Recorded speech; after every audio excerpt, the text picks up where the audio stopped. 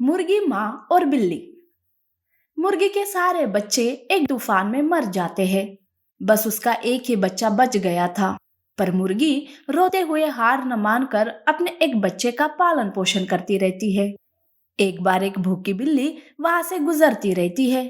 वो मुर्गी के बच्चे को देख लेती है। भूख तो बहुत लग रही है, पर बच्चे को खाना ठीक रहेगा क्या? क्या करूं, खाऊं कि ना खाऊं? बिल्ली इसी सोच में थी, पर उसे बहुत ही भूख लगी थी।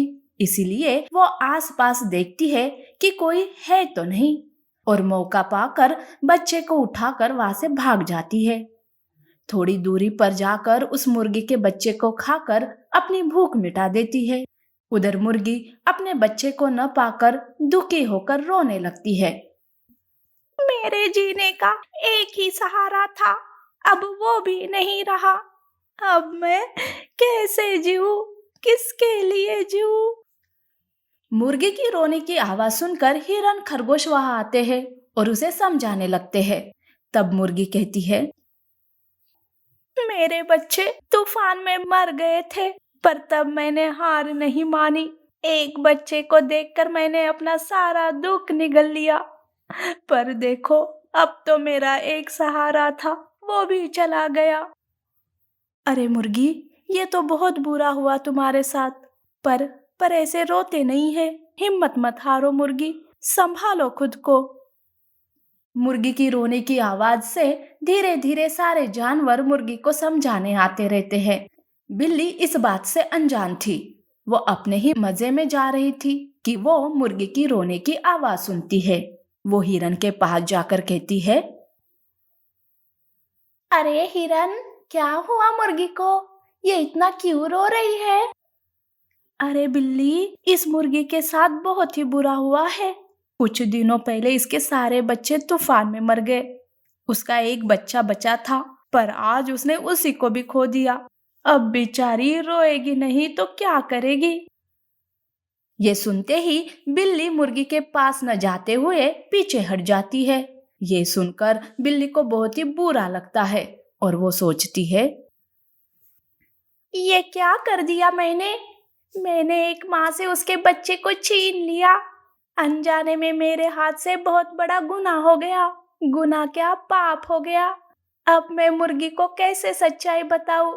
नहीं नहीं, मुझ में इतनी हिम्मत ही नहीं कि मैं उसका सामना करूं। बिल्ली को अपने किए पर बहुत ही पछतावा होता है। वो मुर्गी के पास जाती ही नहीं, पर बिल्ली दूर रहकर मुर्गी पर नजर रखने लगती है। धीरे धीरे मुर्गी अपने दुख से उभरने लगती है। अब मुर्गी ने अपने अंडे देना शुरू कर दिया था। तब बिल्ली सोचती है, मेरे वजह से मुर्गी को जो दुख मिला है वो तो मैं दूर नहीं कर सकती, पर हाँ, उसके आने वाले बच्चों की रक्षा मैं जरूर कर सकती हूँ। अब बिल्ली मुर्गी के अंडों की दूर से ही और चुपके से ही रक्षा करने लगती है। ऐसे में एक दिन बिल्ली एक सांप को मुर्गी के घर के आसपास देख लेती है।